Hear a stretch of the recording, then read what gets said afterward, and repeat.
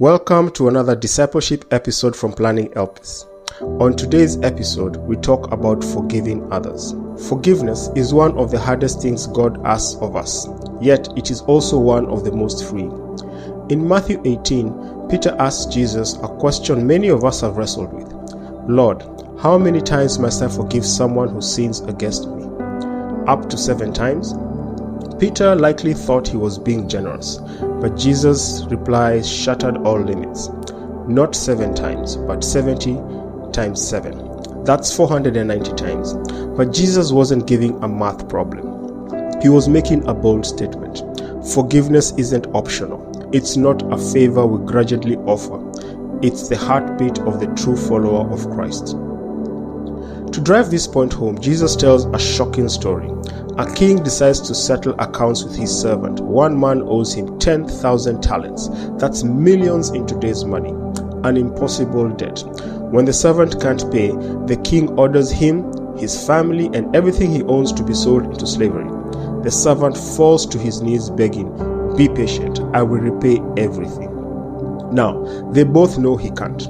But here's the miracle. The king is moved with compassion. He doesn't just delay the debt, he cancels it entirely. This is the gospel.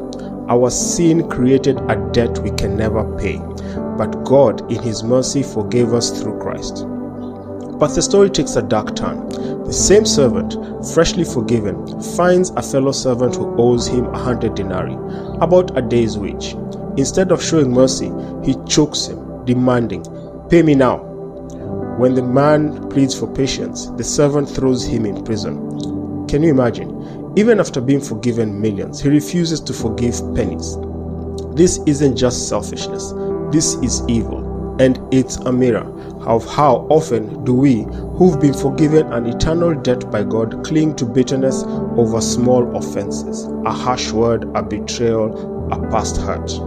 When the king hears what happened, he is furious. He calls the servant wicked and revokes his forgiveness, handing him over to tormentors.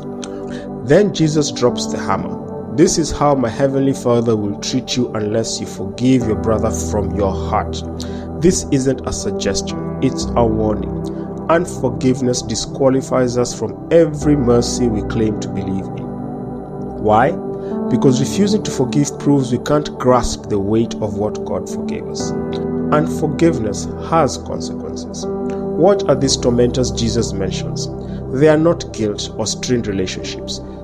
Unforgiveness opens the door to spiritual oppression, sickness, and emotional bondage. It's like